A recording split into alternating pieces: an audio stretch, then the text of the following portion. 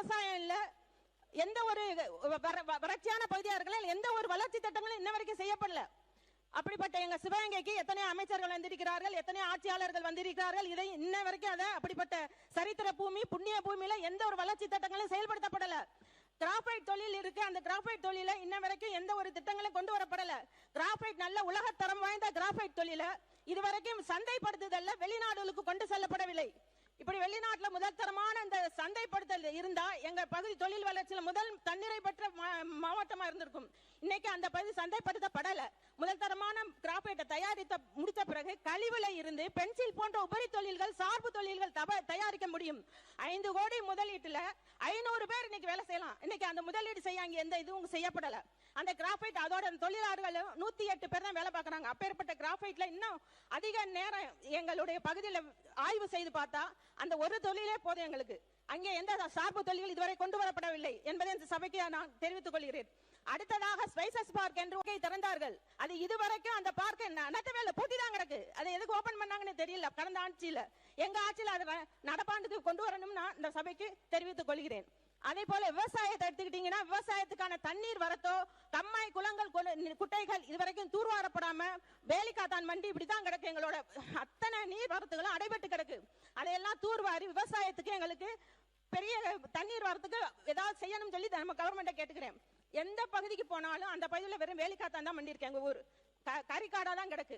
இந்த பகுதியில் தொழில் வளர்ச்சிக்கு மாண்புமிகு தொழில்துறை அமைச்சர் அவர்கள் ஒரு ஆய்வு செய்து எங்களுக்கு தொழில்களை கொண்டு வரும் என்று எங்கள் சிவகங்கை மாவட்ட மக்களின் சார்பாக கேட்டுக்கொள்கிறேன். இளைஞர்களோட சிந்தனை மாறினாதான் அவங்க வாழ்க்கை மாறும். ஆனா இளைஞரோட சிந்தனை எதுவுமே மாறுறதுக்கு வாய்ப்பே இல்லை. எங்க ஊர்ல ஒண்ணு வேலையை தேடி வெளியில போனோம், இல்லாட்டா சிவகங்கையில இருந்து சும்மா பேசிட்டு இருக்கணும். அந்த மாதிரி தான் இருக்கு படித்த இளைஞர்களோட இன்னைக்கு வாய்ப்பு. ஏன்னா ஒரு பொறியியல் கல்லூரி இல்ல, ஒரு டெக்னிக்கல் கோர்ஸ் எதுவுமே கிடையாது, ஒரு உபரி தொழில்கள் எதுவுமே கிடையாது எங்க ஊர்ல. நீங்க வந்து ஆய்வு செய்தா எங்க பகுதிக்கு வேண்டிய என்ன செய்யணும் ஆய்வு செய்து கொண்டு வர உபரி தொழில்கள் ஏதாவது கொண்டு வரலாம். அதே போல சிட்கோ என்று ஒரு இருக்கு, அதுல பாதி கட்டடம் நிரப்பப்படவே இல்லை. சிட்கோல பாத்தீங்கன்னா பூட்டி தான் கிடக்கு. அதை இப்ப சிறு குறு தொழில் முனைவோர்கள் எங்களுக்கு தாங்கன்னு கேட்கறாங்க. அதையும் தங்கள்கிட்ட தெரிவித்துக் கொள்கிறேன். சுகாதாரத்துறையை பாத்தீங்கன்னா மருத்துவத்துல மருத்துவ கல்லூரியில சாதாரண காய்ச்சல் சின்ன சின்ன இதுகளுக்கு வேணா அந்த மருத்துவக் கல்லூரியில சிகிச்சை பெற முடியும். தவிர பெரிய அளவில் ஹார்ட் ஸ்பெஷலிஸ்ட் இல்ல, நரம்பியல் நிபுணர்கள் இல்ல, எந்த ஒரு பெரிய உயர்தர சிகிச்சைக்கான வழிமுறைகள் எதுவுமே எங்க ஊர்ல இல்ல. இதெல்லாம் தயவு செய்து நாங்கள் சுகாதாரத்துறைக்கு தெரிவுபடுத்திக் கொள்கிறோம். அந்த பெரிய உயர் சிகிச்சை எல்லாமே எங்க ஊருக்கு வேணும். எங்க ஊர்ல மருத்துவ கல்லூரி இருக்கு, அதுக்கு வேணும். அதே போல சின்ன படித்த பிள்ளைகள் எல்லாம் நர்சிங் காலேஜோ, டி ஃபார்மோ, பி ஃபார்மோ இதெல்லாம் படிக்கணும்னா வெளியில தான் போக வேண்டியிருக்கு. அரசு சார்ந்த கல்லூரிகள் எதுவும் இல்ல. இப்ப அரசுல நம்ம முதல்வர் அவர்கள் 7 கல்லூரிகள் நர்சிங் கல்லூரி அறிவிச்சிருக்காங்க. அதுல ஒரு கல்லூரியை எங்களுக்கு தாங்கன்னு தாழ்மையோட கேட்டுக்கிறோம். மிகவும் பின்தங்கிய பகுதி, யாரும் ஏறிட்டு பார்க்காத ஒரு பகுதி, எங்களுக்கு வாய்ப்பை கொடுங்கன்னு நாங்க அந்த 7 கல்லூரியில ஒரு கல்லூரி எங்களுக்காக கேட்கிறோம். அந்த கல்லூரியில் தந்தீங்கன்னா படிக்கிற பிள்ளைங்கள் பயன்பெறுவார்கள். பொறியியல் கல்வி வந்தால் இளைஞர்கள் பயன்பெறுவார்கள். இதை சபைக்கு தெரிவித்துக் கொள்கிறேன்.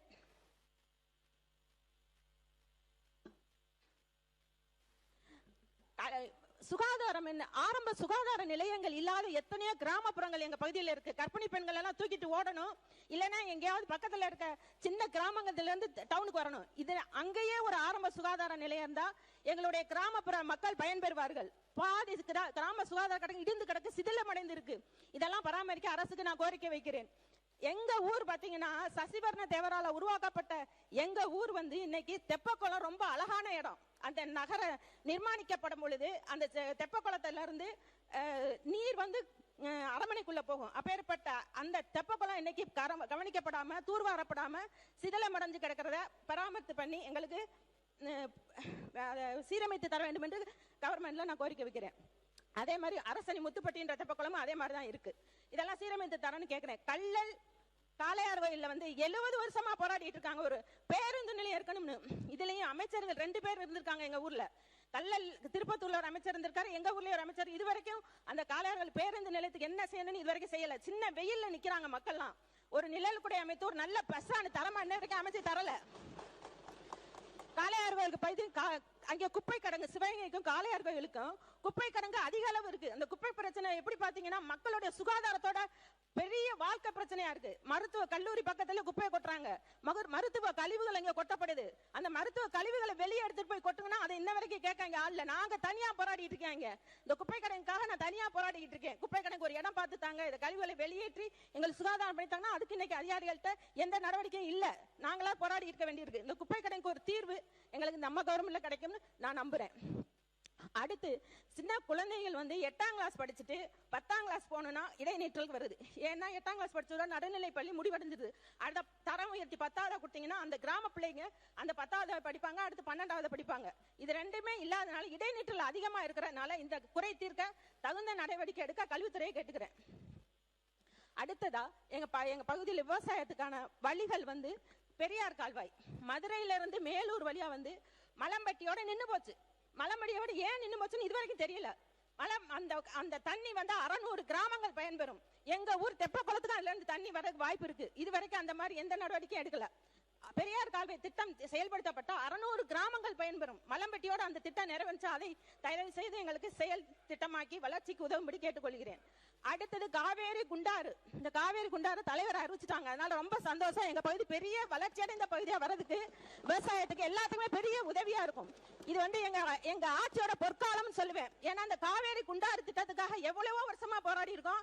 ஆனா தலைவர் வந்த உடனே அந்த திட்டத்துக்கு எங்களுக்கு அறிவிச்சிருக்காங்க. அதனால எங்க விவசாய மக்கள் சார்பாக நன்றி தெரிவிக்கிறேன். அந்த திட்டத்தால 12,000 கிலோமீட்டருக்கு புதுக்கோட்டை மாவட்டம், சிவகங்கை மாவட்டம், ராமநாதபுரம் 3மே பயன்பெறும். இந்த காவேரி குண்டாறு திட்டம் உள்ள வந்துட்டா 12,000 கிராமங்கள் பயன்பெறும். அதனால தலைவருக்கு எங்கள் மாவட்டங்களின் சார்பாக நன்றியை தெரிவித்துக் கொள்கிறோம். அடுத்ததா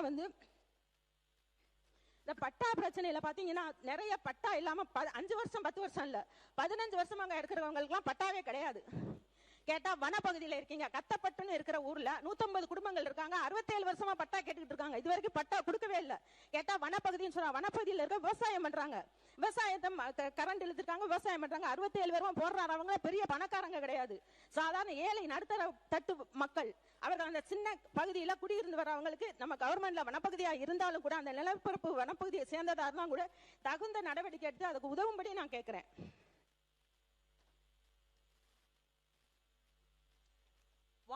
உணவு வாணிப பொருள்ல அந்த சிவில் சப்ளை கார்பரேஷன்ல பருவகால ஊழியர்கள் இருக்காங்க. அவங்க என்ன கேட்கறாங்கன்னா, பகுதி நேரமா நாங்க பார்த்தாலும் 3 மாசம் பாக்குறோம், 9 மாசம் சும்மா தான் இருக்கும், எங்களை நிரந்தரம் பண்ணுங்கன்னு கேட்கறாங்க. ஒரு 300 பேர்கிட்ட இருக்கிற அவங்களுக்கு நீங்க தகுந்த நடவடிக்கை எடுக்கணும் தாழ்மையோட கேட்டுக்கிறேன்.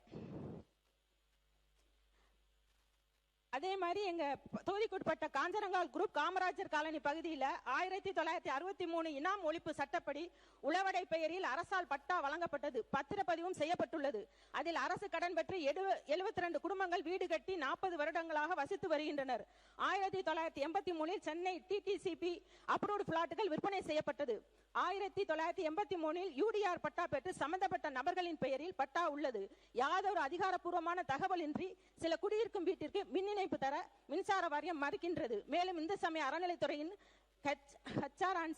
சட்டம் 73 படி ஆக்கிரமிப்பாளர்கள் என்று கூறி வீடுகளை சீல் வைப்போம் என்று நோட்டீஸ் அனுப்புவது பொதுமக்களை அச்சுறுத்தும் வகையில் உள்ளது. எந்த ஆதாரமும் இன்றி இந்த பகுதி இடங்களை பத்திரப்புத்துறையில் மதிப்பிழப்பு செய்யப்பட்டுள்ளது. ஆகவே நமது அரசு இதற்கு தீர்வு காண குழு அமைத்து விசாரித்து விடுபட்டவர்களுக்கு பட்டா வழங்க ஆவணம் செய்யும்படி தாங்களை தாழ்வுடன் கேட்டுக்கொள்கிறேன்.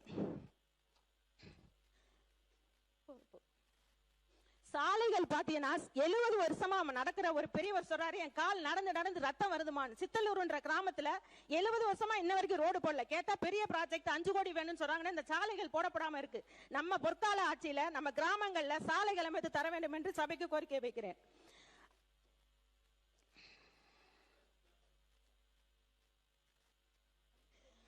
எனக்கு வாய்ப்பு கொஞ்சம் கூட கொடுங்கன்னு தாழ்மையோட பெரிய தலைவரை கேட்கிறேன்.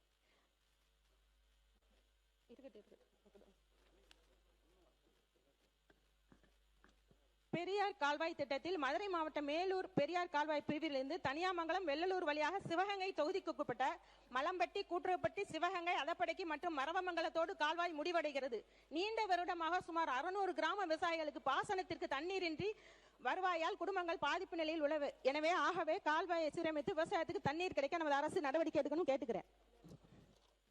விளையாட்டுத்துறை ஏதாவது அந்த ஊர்ல ஏதாவது ஒரு இது இருக்கணும். ஒண்ணு பின்தங்கி போய் விவசாயம் செழிக்க வளர்ச்சி இருக்கணும், தொழிலுக்கு வளர்ச்சி இருக்கணும், இல்ல அவங்களுக்கு சின்ன படிக்கிறதுக்காவது எதுவுமே இல்லை எங்க ஊர்ல. அப்ப கல்லூரிகள் பாத்தீங்கன்னா நர்சிங் காலேஜ் ஒண்ணு வந்துருச்சுன்னா பிள்ளைகள் பயன்படுவாங்க, பொறியியல் காய்ச்சா பசங்க இருப்பாங்க. விளையாட்டுல பாத்தீங்கன்னா எந்த ஒரு இதுவுமே இல்லை. நல்ல காலேஜ் எங்க காலேஜ் சண்முகராஜா மன்னரால் துரைச்சங்கம் அவங்க அப்பா பேரால நிறுவப்பட்ட ஆர்ட்ஸ் காலேஜ்ல இடம் அதிகமா இருக்கு. அந்த இடத்துல MBA கொண்டு வரலாம், பிள்ளைங்க படிக்கிறதுக்கு பார்மசி கோர்ஸ் கொண்டு வரலாம். எந்த ஒரு உயர்கல்வியுமே இல்ல, பிஎட் இஎட் எந்த காலேஜுமே இங்க கிடையாது. ஆனா இடம் நிறைய இருக்கு. யூனிவர்சிட்டிக்கு தகுதிக்கு உள்ள எங்க காலேஜ்ல இன்னும் பலதரப்பட்ட துறைகள் கொண்டு வரப்படவே இல்லை. அப்படிப்பட்ட துறைகள் வந்தா பிள்ளைங்க வெளியே போக மாட்டாங்க. எங்க ஊர் பிள்ளைங்க வெளியே போய் அதிக காசு கொடுத்து தனியார் கல்லூரிகள் சேர மாட்டாங்க. எங்க ஊர் பிள்ளைங்க எங்க காலேஜ்ல படிக்கிற அளவுக்கு எங்க காலேஜ்ல எல்லா வசதியும் இருக்கும், ஒண்ணும் வரல. இதை கவனத்துக்கு கொண்டு அதே மாதிரி காலேஜ் நிலப்பரப்பு அதிகமா இருக்கிறனால, விளையாட்டு மைதானம் இருக்கனால விளையாட்டுக்கு அதிக முக்கியத்துவம் கொடுத்து விளையாட்டு மைதானங்களை சீரமைக்க வேண்டும் என்று கேட்டுக்கொள்கிறேன். சர்வதேச போட்டிகளில் கலந்து கொள்ற அளவுக்கு தேசிய அளவுல கலந்து வெற்றி பெற்ற வீரர்கள் எங்க ஊர்ல இருக்காங்க. இவங்களுக்கெல்லாம் வாய்ப்பு கொடுத்து எங்க பிள்ளைங்களுக்கு வாய்ப்பு தர வேண்டுமாறு கேட்டுக்கொள்கிறேன் சபை. ஆசிரியர் தகுதி தேர்வு எழுதி நியமன தேர்வு எழுதி தேர்ச்சி பெற்ற அனைவருக்கும் மறு தேர்வு இல்லாமல் பணி நியமனம் செய்ய வேண்டும் என்று கேட்டுக்கொள்கிறேன். மஞ்சு விரட்டு ஜல்லிக்கட்டு பாரம்பரிய முறையில் நடத்திட அரசு நடவடிக்கை வேண்டும் என்று கேட்டுக்கொள்கிறேன். மாற்றுத்திறனாளிகளுக்கு புதிய குடியிருப்பு பகுதிகள் வேண்டும் என்று எங்களை ரெக்வஸ்ட் பண்ணி கேட்கிறாங்க. அவங்களுக்கு சமத்துவம் போல தனி தொகுதி தனி குடியிருப்பு பகுதி வேணும் கேட்கிறாங்க. ஸ்பைசஸ் பூங்கா செயல்படாமல் உள்ளது, இதை செயல்பாட்டு குறை வேண்டும் கேட்டு எங்கள் பகுதியை தயவு செய்து பின்தங்கிய பகுதியாக சரித்திர பூமி, ரத்தம் தோய்ந்த பூமி, பல வெற்றிகளுக்கு சுதந்திர போற வரலாற்றுல முதல் களம் எங்களுடையது. என் பாட்டி வேலுநாச்சருடையது. அவங்களுடைய வாரிசுதாரரா எனக்கும் வாய்ப்பு கொடுத்து ஒரு பெண் வேட்பாளரா என்னை இங்க நிக்க வச்ச என் தளபதி அவர்களுக்கு கோடான கோடி நன்றிகளை செலுத்தி நல்ல வாய்ப்புக்கு நன்றி கூற விடைபெறுகிறேன். நன்றி, வணக்கம். மாண்புமிகு உறுப்பினர் கொஞ்சம் ஒரு நிமிஷம். மாண்புமிகு உறுப்பினர், நாங்களாம் வேலுநாச்சியார் நாமெல்லாம் பார்த்ததில்லை. சிவகங்கை மாவட்டத்திலிருந்து நான் வேலுநாச்சியார் பூமியில் வந்திருக்கேன். சீறி பாய்ந்து விட்டீர்கள். சிவகங்கை பற்றி மிக மிக மிக மிக சிறப்பான கருத்துக்களை எல்லாம் சொல்லியிருக்கின்றீர்கள். உங்கள் கனவு நனவாக என் வாழ்த்துக்கள். மாண்புமிகு அவை முன்னவர் அவர்கள். மாண்புமிகு பேரவைத் தலைவர் அவர்களே, சிவகங்கை சட்டமன்ற உறுப்பினர் அவர்கள் 2 பிரச்சனைகளை சொன்னார்கள். ஒன்று, வனத்துறை ஒட்டி இருக்கிற பகுதி என்ற முறையில் பல பேர் இங்கே குடியிருக்கிறார்கள், அங்கே பட்டாக்கள் இல்லை என்று ஒன்று. சில இடங்களிலே கோயில் இடங்களிலே குடியிருக்கின்றார்கள் என்று நோட்டீஸ் விடப்படுகிறது என்று 2ஐயும் சொன்னார்கள். 2ஐயும் அரசு பரிசீலித்து அவர்களுக்கு என்ன தேவைகளோ அந்த தேவைகளை பூர்த்தி செய்வதற்கு அரசு உடனடியாக நடவடிக்கை மேற்கொள்ளும். இல்லை என்றால் அருகாமையிலே நம்முடைய அரசு நிலம் இருக்குமேயானால் அங்கேயும் பட்டாக்கள் அவர்களுக்கு வழங்குவதற்கு நடவடிக்கை மேற்கொள்ளப்படும். மாண்புமிகு முன்னாள் முதலமைச்சர்